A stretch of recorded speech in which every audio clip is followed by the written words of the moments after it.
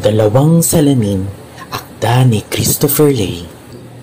Ako ay tumungo sa isang silid na puno ng misteryo at doon ko natagpuan ang dalawang salaming may kakaibang hugis at kulay. Ang unang salamin ay kulay pilak at ang pangalawang salamin ay kulay itim na tila isang abo. Ang kanilang mga anyo ay nagpapahiwatig ng kanilang edad at ang mga marka ng alikabok at dumi ay nagpapatunay sa kanilang hindi paggamit. Sa aking pagnanais na maibalik ang kanilang dating kinang, ginugol ko ang aking oras upang alisin ang bawat piraso ng dumi na sumasakop sa kanilang mga ibabaw. Pagkatapos kong linisin ang mga ito, humarap ako sa mga salamin at sinuri ang aking sarili na ngayon ay may malinaw ko nang nakikita. Ngunit sa isang iglap, parang may mahiwagang persa na nagmula sa salaming kulay pilak na nagdala sa akin sa isang hindi pamilyar na lugar. Sa aking unang paglalakbay sa salaming kulay pilak, natuklasan ko ang isang paraiso na puno ng kagandahan at kalinisan. Ang pagmukhang liwayway ng araw ay nagbigay ng sikat na nagpapasilaw sa aking mga mata. Ang mga puno ay sumasayaw sa indak ng hangin, parang mga bata na naglalaro sa ilalim ng ulan. Ang katubigan ay kasing linaw ng kristal, kung saan ang mga isda ay nagtatampisaw na para mga ibon na lumilipad sa kalangitan. Ang mga hayop sa kagubatan ay nagpapakabusong na parang mga hari at reyna na nagpipista. Sa kabilang dako ng kagubatan, ang mga hayop ay naglalaro na parang mga bata na nag-aabutan. Sa kalangitan ay puno ng mga ibon na nagliliparan na parang mga eroplanong papel na pinapalipad ng mga bata. Ang simoy ng hangin ay kakaiba, parang unang halik ng pag-ibig na hindi malilimutan. Ang mga bata rito ay naglalaro ng mga larong lahi tulad ng patintero at tumbang preso na nagpapakita ng kanilang kasiyahan at kahusayan. Sila ay sagana sa pagkain ng tubig dahil sa kanilang mga taniman na malapalasyo ng mga prutas at gulay. Hindi ko mapigilan ang aking sarili na maging masaya. Nagdadasal na sana ay ganito rin ang aking buhay. Ngunit sa isang iglap, dinala ako ng isang salamin sa pangalawang salamin na kulay itim. At doon ay naramdaman ko ng isang kakaibang pangamba at pag-aalala. Sa kabilang dako na ikalawang salamin, ang aking mga mata ay sumalubong sa isang tanawin na puno ng kalungkutan at pagkabahala. Ang mundong ito ay tila isang malaking sugat na hindi naghihilom, isang sakit na hindi kumagaling. Ang kadiliman ay bumabalot sa bawat sulok, isang simbolo ng trahedya at kawasakan ng mundo. Ang dumi at dilim ng paligid ay parang isang malaking pader na naghihiwalay sa akin sa kagandahan ng kalikasan.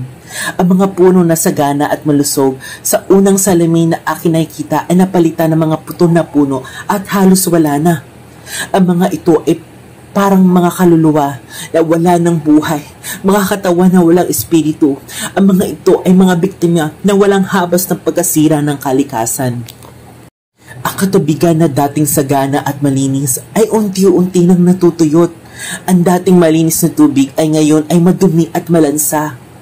Ang mga isda na dating masaya at malusog na lumalangoy at naghahabulan ay ngayon ay patay at walang malay. Ang mga ito ay parang mga bangkay na nakalutang sa ibabaw ng mga tubig, mga luha sa kanilang mga mata. Sa kanilang mga mukha makikita mo ang kanilang hiling. Tulungan mo ako, pakiusap. Gusto ko pang mabuhay. Ang aking puso ay nadurog at napuno ng kalungkutan at awa sa aking nakita. Ang mga hayop sa kagubatan na dating sagana at malusog ay ngayon ay wala na. Ang iba sa kanila ay nagpapatayan para lamang mabuhay. Nakakalungkot at nakakagalit. Pati ang mga ibon sa kalangitan ay nawala na parang bula. Ang hangin ay puno ng usok na tila pumapatay sa akin sa bawat paghinga. Ang mga bata na dapat sana ay naglalaro at nag-aaral ngayon ay pakalat-kalat sa kalsada, madungis at parang mga pulubi. Sila ay naghihintay sa daan ng saklolo, payat na parang tingting at tila isang beses lang kumain sa isang linggo. Ang kanilang mga mata ay puno ng kalungkutan at pag-asa na sana ay may magbigay sa kanila ng tulong. Sa aking paglalakbay sa masukal na lugar, nasaksihan ko ang isang pamilya na nagtitiis sa matinding kahirapan. Ang kanilang hapagkainan ay ilang buti lamang ng bigas na pinagkakasya para lang sa kanilang mga anak. Nasaksihan ko ang kanilang pag-uusap na puno ng kalungkutan at pag-aalala. Ang bata ay nagtanong sa kanyang ama, "Itay, bakit ganito ang buhay natin ngayon? Halos wala na tayo makain at ang kalahating tubig natin ay pinagkakasya natin sa 5. Sabi mo dati sagana tayo sa tubig." Ang bata ay biglang umubo, tila ba may sakit. Dagdag pa ng bata, "At itay, wala na ako makitang mga hayop at mga puno. Minsan nahihirapan na rin akong makahinga dahil sa hangin na hindi ko mawari. Napapansin ko rin na ang tubig ay mahal na. Samantalang dati sabi mo ay libre lang at nakukuha lamang sa ilog. Minsan kailangan pa naming umiyak para lang makainom. Pati mga kapatid ko ay may mga sakit na."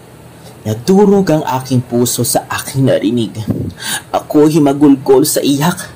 Ang bata ay puno ng pag-aalala at katanungan sa mundo. Ang ama ay hindi makasagot sa kanyang anak. Hindi niya alam kung paano ito sasagutin. Hindi ko mapigilan ang aking sarili na maiyak sa aking narinig. Dahil sa kapabayaan ng mga matanda, ang mga anak ang nagbabayad sa kanilang kasalanan sa kalikasan. Hindi ko kayang mabuhay ng ganito. Gusto ko nang makawala sa salamin na ito. Hindi ito maaari. Ayoko na rito.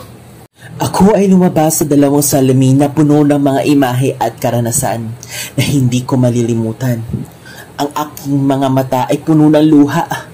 Ang sa aking puso ay puno ng kalungkutan, pangamba at takot. Ang mga imahe na aking nakita sa 2 salamin ay tila ba isang bangungot na unti-unti nang nagiging katotohanan sa aking buhay. Ang buhay na mayroon ako ngayon ay tila ba unti-unti nang nagiging katulad na naganap sa 2 salamin. Ang mga pangyayaring ito ay nagdudulot sa akin ng matinding sakit at pangamba.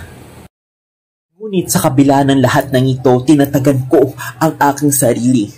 Tinatak ko sa aking isipan at puso na gagawa ako ng paraan upang mahinto ang mga pangyayaring ito. Hindi ko hahayaan na mangyari ito ngayon at sa mga susunod pang henerasyon. Sinabi ko sa aking sarili, hindi ko hahayaan na mangyari ito. Gagawa ako ng paraan. Gagawa ako ng pagbabago. Ako ay nagpasya na kumilos at gumawa ng hakbang para sa ikabubuti ng ating kalikasan.